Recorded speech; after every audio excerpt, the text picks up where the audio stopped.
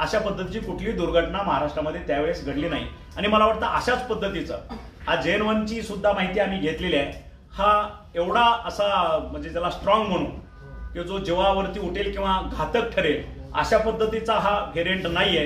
हा सौम्य आहे की JN1 आला तो स्प्रेड होतोय, अतिशय फास्ट स्प्रेड होतोय। मला वाटतं हा फास्ट स्प्रेड होत असला तरी आपल्याला घातक असा नाहीये, त्यामुळे घाबरून जाण्याचं कारण नाही। तोही रिपोर्ट आम्ही मागून घेतला। केरळच्या बाबतीतला रिपोर्ट जर बघितला त्याच्यातल्या 3 पेशंटपैकी 2 पेशंट हे बाकीचे डिसीज होते, त्यांना कोरोना हा JN1 हा नंतरचा झाला।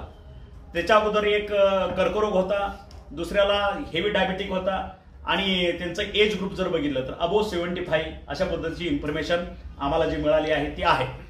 त्याच्यामुळे मला वाटतं मागच्याही वर्षी अशाच पद्धतीनं डिसेंबरचं अधिवेशन ज्यावेळेस आपलं नागपूरचं होतं त्यावेळेस आपल्या मीडिया मार्फतच आपण सांगितलं होतं की कोविड येतोय, चायनामध्ये झालं, आपण सोशल मीडियावरती त्या क्लिप बघितल्या आणि त्यावेळेस सुद्धा अशा पद्धतीचं मॉकड्रिल आपण केलं होतं। पण सुदैवानं अशा पद्धतीचा कुठलाही व्हेरियंट जो म्हणजे जीवावर उठतो किंवा जीवाला घातक आहे अशा पद्धतीची कुठलीही दुर्घटना महाराष्ट्रामध्ये त्यावेळेस घडली नाही। आणि मला वाटतं अशाच पद्धतीचं हा JN1 ची सुद्धा माहिती आम्ही घेतलेली आहे। हा एवढा असा म्हणजे त्याला स्ट्रॉंग म्हणू की जो जीवावरती उठेल किंवा घातक ठरेल अशा पद्धतीचा हा व्हेरियंट नाहीये।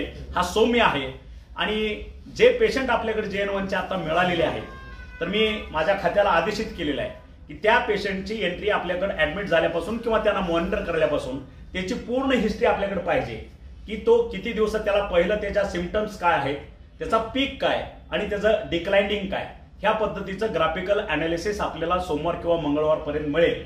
आणि मग एक्झॅक्टली आपण JN1 ची तीव्रता किती आहे आणि हा आपल्या समाजाला किंवा सर्वसामान्यांना किंवा ज्यांना बाकीचे काय डिसीज आहेत त्यांना किती अफेक्ट करू शकतो हे एक्झॅक्ट माहिती आपल्याला सोमवारपर्यंत मिळेल। आणि म्हणून आपल्या माध्यमातून मी महाराष्ट्रातल्या तमाम जनतेला सांगू इच्छितो, नम्रपणे त्यांना निवेदन करतोय की ह्या जो आपण मीडिया थ्रू बघतोय, सोशल मीडियावरती बघतोय, सगळ्या टीव्हीवरती बघतोय की JN1 आला तो स्प्रेड होतोय, अतिशय फास्ट स्प्रेड होतोय।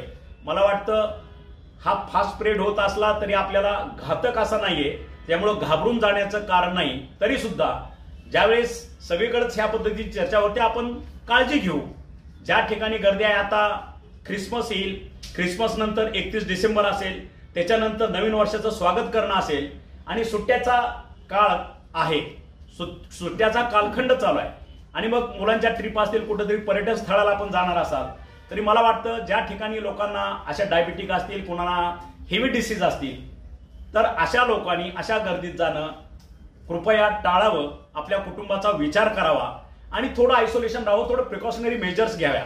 गर्दीच्या ठिकाणी जात असेल तर मास्कचं कंपल्शन अजिबात नाही, पण स्वतःच्या काळजीसाठी, स्वतःच्या कुटुंबियाच्या काळजीसाठी आपण मास्क वापरावं हे मी आव्हान करतोय। कंपल्शन अजिबात नाहीये। आणि मग जे आजारी असतील त्यांनी आता 31 डिसेंबर आता यांच्यातच जाऊन आपल्याला साजरा करायचा आहे किंवा 1 जानेवारीचं स्वागत आपल्याला पर्यटन स्थळावर जाऊन स्वागत करायचं आहे, डेफिनेटली जा, पण स्वतःच्या कुटुंबाचा विचार करा, स्वतःच्या जीवावरती काय बेतेल अशा पद्धतीनं कुठलाही निर्णय घेऊ नये आणि गर्दीपासून स्वतःला टाळावं हे मी त्यांना नम्र आवाहन करतोय। आणि राहिला विषय जे काय प्रायव्हेट हॉस्पिटल्स आहेत, मग ते आपल्या सर्व जिल्ह्या याच्यामध्ये, तालुक्यामध्ये किंवा आपल्या मेगा सिटी, मेट्रो सिटी, महानगरपालिकेमध्ये असतील तर शासन आणि प्रायव्हेट हॉस्पिटलमध्ये ह्याच्यामध्ये सुद्धा एक इन्फॉर्मेशनसाठी आम्ही नोडल ऑफिसर ठेवलेला आहे की डेली त्या ठिकाणी JN1 चे पेशंट किती आपल्याकडे ऍडमिट झालेले आहेत आणि शासकीय रुग्णालयाला किती पेशंट ऍडमिट झाले ह्याचा टोटल आकडा आपल्याला डेली मुंबईतून प्रेस नोट जी रिलीज होईल त्यामधून आपल्याला तो आकडा समजेल।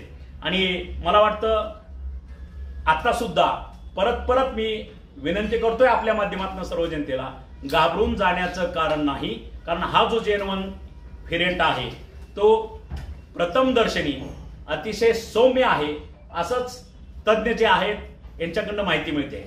तरी सुद्धा आपण याच्या आणखी टेस्टिंग वाढवतोय।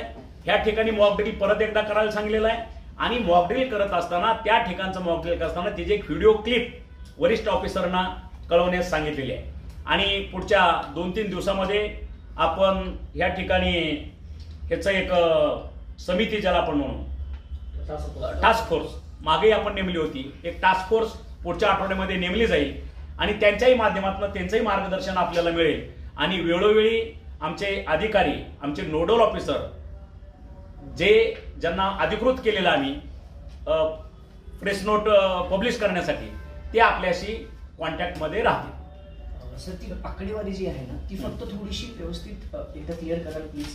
राज्यभरातली जी आकडेवारी तुम्ही सांगितली ना फास्ट सांगितली फक्त तुम्हाला